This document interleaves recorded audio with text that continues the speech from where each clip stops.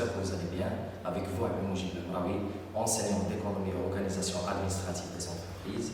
Alors, avant de commencer le cours, on va mettre l'accent sur les éléments du programme faisant l'objet d'évaluation en examen national. Alors, on a deux parties. La première partie est la stratégie de croissance. Deuxième partie, c'est la gestion des ressources humaines. Le barème approximatif de la première partie, c'est 13 points. La deuxième, c'est 7 points. Alors, dans la première partie, nous allons mettre l'accent sur 4 chapitres. Donc, le premier chapitre, c'est la stratégie. Chapitre 2, la planification stratégique. Chapitre 3, les options stratégiques. Et dans le quatrième chapitre, on va voir la croissance et la concentration des entreprises. Dans la deuxième partie, la gestion des ressources humaines, on va tout d'abord définir le domaine du GRH. Après, on va traiter les deux chapitres. Chapitre 1, les relations humaines dans l'entreprise. Chapitre 2, le recrutement. Concernant la spécification des objectifs et compétences, pour les questions de compréhension, on a 7,5 points, les questions d'application, 4 points, les questions d'analyse, 5 points, et la synthèse argumentée, c'est 3 points. Pour la présentation de la copie, c'est 2 points. Dès lors qu'elle est lancée, une entreprise a besoin de stratégie et d'objectifs pour se développer. Cela est valable pour toutes les entreprises, quelle que soit leur taille ou leur activité. Alors, la stratégie permet d'unifier et coordonner les efforts pour atteindre les objectifs fixés. La stratégie devient une nécessité pour la survie de l'entreprise dans un environnement très turbulent. En effet, l'entreprise vit face à des défis majeurs. La mondialisation, progrès techniques qu'il faut suivre, environnement écologique à respecter en dégradation continue. Mais la gestion au quotidien ne suffit plus pour assurer un avantage compétitif à l'entreprise. Donc, l'entrepreneur doit prévoir les évolutions, anticiper les besoins et transformer les tendances en opportunités. Maintenant, on passe à la première partie, la stratégie et croissance. Chapitre 1, la stratégie. À l'origine, la stratégie est intermilitaire, qui fait référence à l'art de coordonner l'ensemble des forces d'un pays en vue de préparer une guerre. Plus généralement, la stratégie est l'ensemble des opérations menées pour réaliser une mission. Elle concerne donc les orientations générales définies par les dirigeants qui permettront à l'entreprise d'atteindre de façon cohérente ses missions, grâce bien sûr à des objectifs appropriés. Alors, quelles sont les caractéristiques de la stratégie? L'activité stratégique possède 3 caractéristiques essentielles. La stratégie engage l'entreprise sur le long terme. La stratégie concerne les relations de l'entreprise avec son environnement. C'est un combat pour l'obtention d'une position satisfaisante par rapport aux concurrents. Les décisions stratégiques sont du domaine de la direction générale. Elles se distinguent des décisions tactiques par l'importance des problèmes posés. Maintenant, on passe au métier de l'entreprise.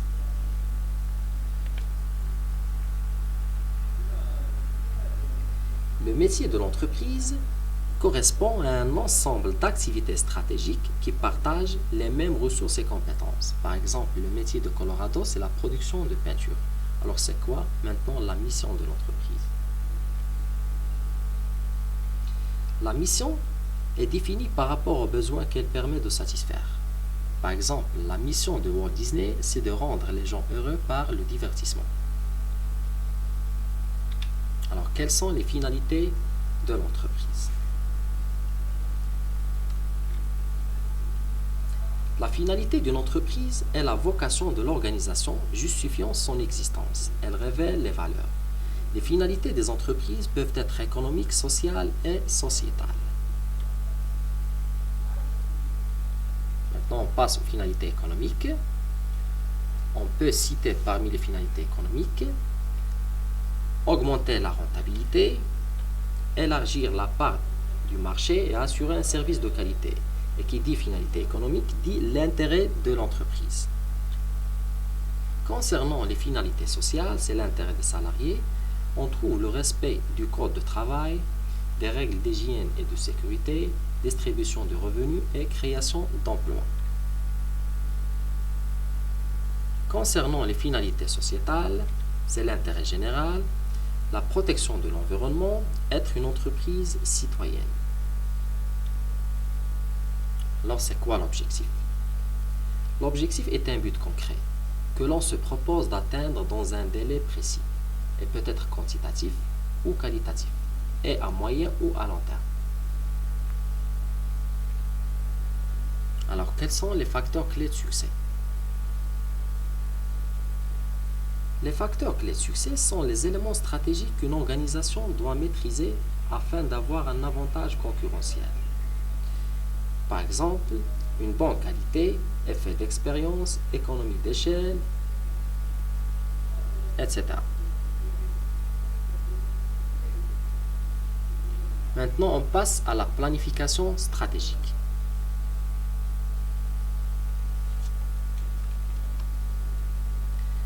La planification stratégique est un processus par lequel l'entreprise, à partir de l'étude de son environnement et de ses forces et faiblesses, définit les objectifs auxquels elle veut parvenir à moyen et long terme et alloue les moyens pour les atteindre. Les étapes de planification stratégique, on a le diagnostic stratégique, la fixation des objectifs, l'affectation des budgets et le contrôle de réalisation des objectifs. Concernant le diagnostic stratégique, c'est la première étape de la planification stratégique. Il consiste à analyser la position de l'entreprise sur le marché et son activité afin de déterminer les forces et les faiblesses de l'entreprise, c'est le cas du diagnostic interne, ainsi que les opportunités et les menaces auxquelles elle serait confrontée, c'est le diagnostic externe. Maintenant, on passe au troisième chapitre, les options stratégiques. On distingue plusieurs options stratégiques. On a la spécialisation, la diversification, l'impartition, l'intégration et l'internationalisation. Concernant la spécialisation, c'est lorsque l'entreprise se concentre sur un seul domaine d'activité, c'est-à-dire un seul métier. On trouve comme modalité, on a la stratégie de pénétration du marché qui contient la stratégie de domination par les coûts, stratégie de différenciation et stratégie de niche et de créneau. On trouve aussi la stratégie de développement du marché. Concernant la stratégie de dégagement ou bien de désinvestissement, elle consiste à arrêter l'exploitation d'un domaine d'activité stratégique dans le but d'affecter les ressources dégagées à de meilleurs emplois. La stratégie de recentrage, elle consiste pour l'entreprise à revenir à son métier d'origine après une opération de diversification. L'avantage de la spécialisation, c'est l'acquisition toujours de l'expérience. La limite, c'est le manque de flexibilité. Maintenant, on passe à la diversification.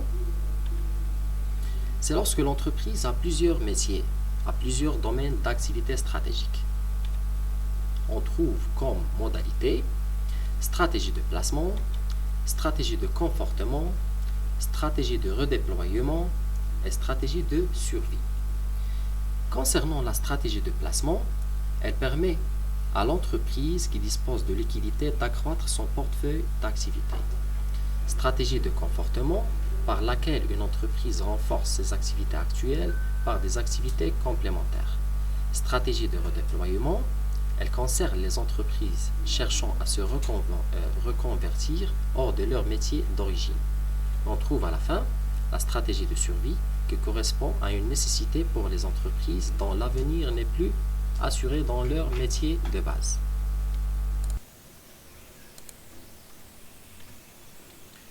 L'avantage de la diversification, c'est la répartition des risques. La limite, c'est la complexité de la gestion.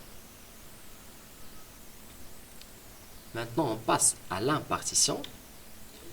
C'est une alliance ou un partenariat stratégique entre plusieurs entreprises. On trouve comme modalité la sous-traitance. C'est lorsqu'une entreprise donneur d'ordre peut-on confier la réalisation d'une partie de ses activités à une autre entreprise qualifiée sous-traitant. La cession de licence, une entreprise qui détient un brevet, une marque ou un savoir-faire peut donc céder l'exploitation à une autre entreprise, en contrepartie, bien sûr, des redevances. La concession, c'est un contrat par lequel une entreprise appelée concédant s'engage à approvisionner son concessionnaire en produits de sa marque et à lui apporter une assistance technique. La franchise, c'est un contrat par lequel une entreprise, le franchiseur, met à la disposition d'une autre entreprise, le franchisé, son savoir-faire, sa marque, son assistance en contrepartie des redevances. Concernant le groupement d'intérêt économique, il s'agit d'un accord par lequel deux ou plusieurs entreprises décident de rassembler les moyens dans une nouvelle personne morale. Les filiales communes ou bien les joint ventures, c'est une entreprise créée par deux sociétés mères apportant chacune 50% des actifs physiques et financiers. L'avantage de l'impartition, c'est la flexibilité. La limite, c'est la dépendance économique. Maintenant, on passe à l'intégration.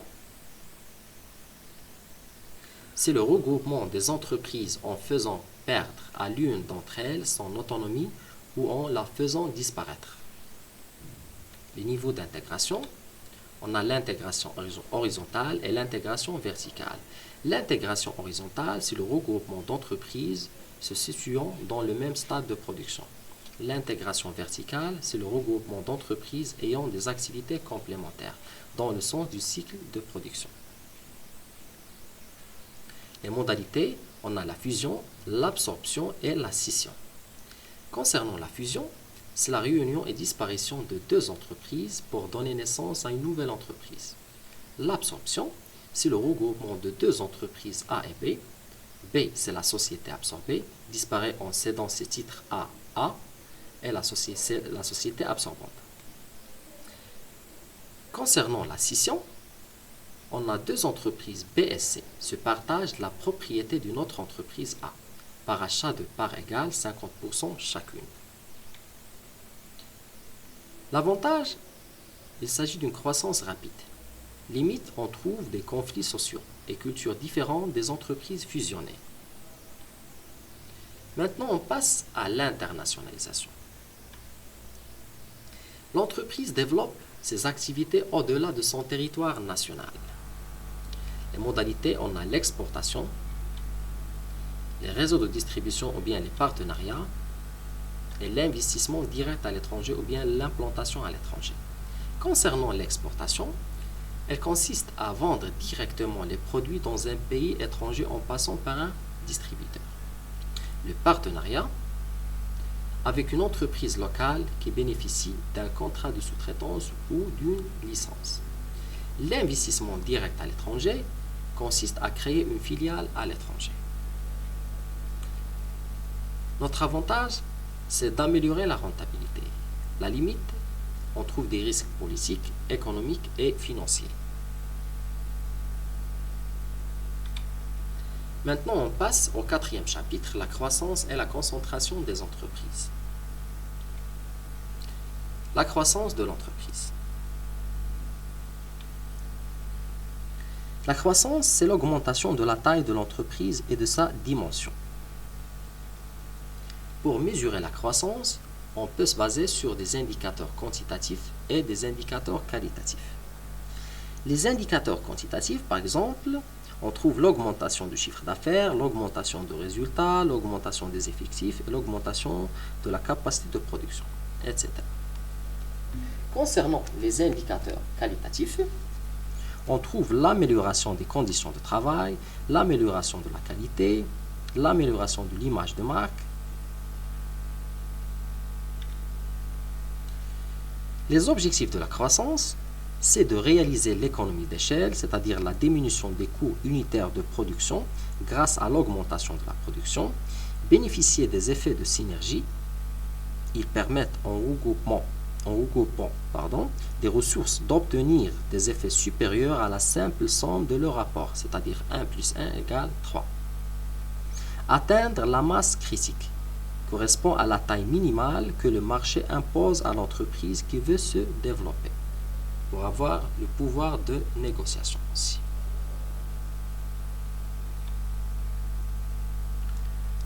Les modes de croissance, on a la croissance interne et la croissance externe. Concernant la croissance interne, la construction d'une nouvelle usine par ses propres moyens, c'est-à-dire investissement, et non à partir d'une acquisition. L'avantage, c'est le développement du savoir-faire et l'amélioration du climat social. La limite réside dans la difficulté d'atteindre la taille critique. Concernant la croissance externe, c'est l'acquisition d'unités de production déjà existantes ou regroupement de 2 ou plusieurs entreprises. Les modalités juridiques, la fusion, l'absorption, etc. Les modalités financières, on trouve offre publique d'achat, offre publique d'échange, offre publique de vente et le ramassage boursier.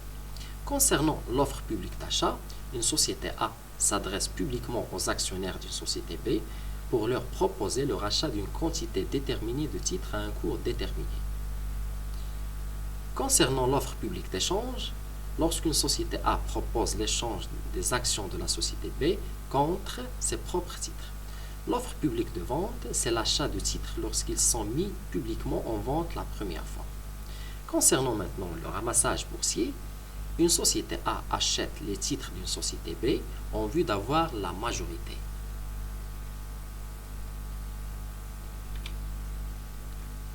L'avantage, il s'agit d'une croissance rapide de l'entreprise et aussi la réduction de la concurrence. La limite, c'est le manque d'expérience dans les nouveaux domaines et la difficulté de gestion. Maintenant, on passe au deuxième point de ce chapitre, la concentration des entreprises. La concentration représente le regroupement de plusieurs entreprises en vue de constituer une firme plus grande. Il en résulte que le nombre d'entreprises diminue alors que leur taille augmente. On dit qu'un secteur est concentré lorsque le contrôle du marché est en main de quelques entreprises. Les raisons, c'est la maîtrise d'une technologie, la pénétration d'un nouveau marché et aussi la diversification.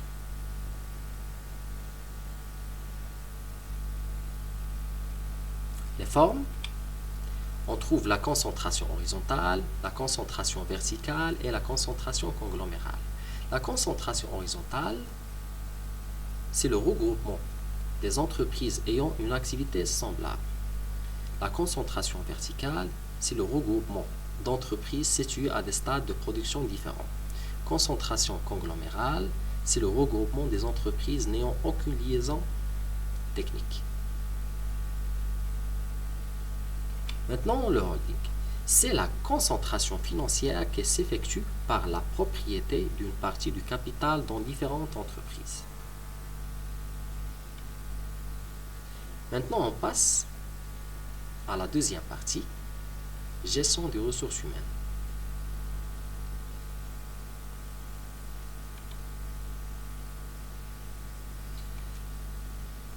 La gestion des ressources humaines, c'est l'ensemble des activités et des pratiques qui visent à développer les compétences et la performance des personnes en vue de la réalisation des objectifs de l'entreprise. On trouve comme domaine la gestion du personnel, la formation, la communication, la rémunération, etc.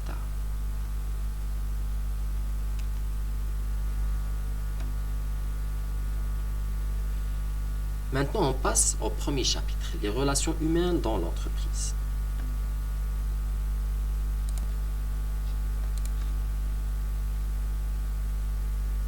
On passe au premier point, les styles du commandement. On a 4 styles, style autoritaire, style paternaliste, style démocratique ou consultatif et style participatif. Le style autoritaire, c'est lorsque le supérieur prend toutes les décisions et impose une forte pression, c'est-à-dire il ne consulte pas ses subordonnés. Le style paternaliste, le supérieur prend les décisions importantes et laisse aux subordonnés les décisions qui sont moins riches. Concernant le style démocratique ou consultatif, les subordonnés sont consultés sur les décisions à prendre et le supérieur prend la décision finale. On trouve à la fin le style participatif. Il se caractérise par la participation des subordonnés aux décisions, c'est-à-dire la délégation du pouvoir.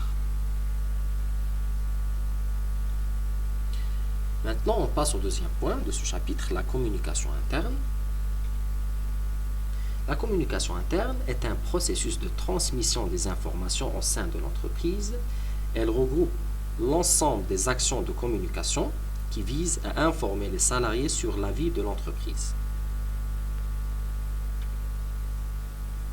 Le rôle de la communication interne, c'est d'informer les salariés sur la vie de l'entreprise et sur les tâches à accomplir, ainsi sur les changements et les nouvelles orientations de l'entreprise et pour faciliter l'intégration du personnel à la politique de l'entreprise. On trouve comme forme la communication ascendante, communication descendante et communication transversale. La communication ascendante consiste à transmettre les informations d'un niveau hiérarchique inférieur vers la direction générale. La communication descendante consiste à transmettre les informations d'un niveau hiérarchique supérieur vers les subordonnés. Et concernant la communication transversale, elle consiste à transmettre des informations entre des équipes de même niveau hiérarchique.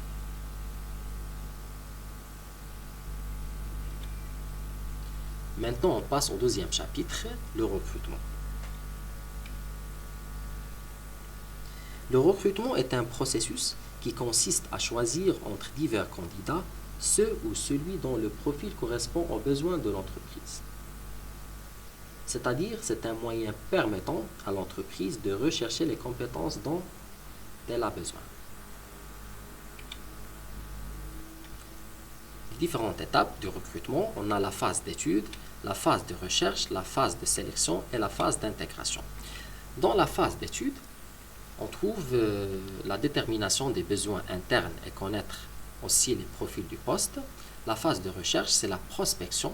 La recherche des candidatures peut être interne ou externe. La phase de sélection consiste à trier les candidatures et passer les entretiens de sélection.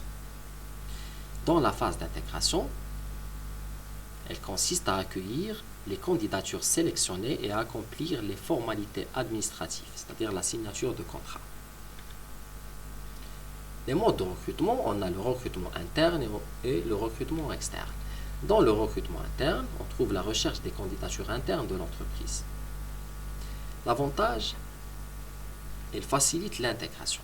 La limite se base sur les résultats passés du candidat et non sur sa capacité future à remplir le nouveau poste. Le recrutement externe, c'est la recherche des candidatures externes de l'entreprise. L'avantage, c'est de renouveler les compétences. La limite réside dans le risque d'échec en cas de mauvaise intégration de la nouvelle recrue. Les moyens de recrutement externe. On trouve les annonces de presse, les candidatures spontanées, des cabinets de recrutement, etc. Les méthodes de sélection des candidatures. On trouve les tests psychotechniques, les entretiens d'embauche, etc. J'espère que vous avez bien compris. Merci de votre attention et bon courage.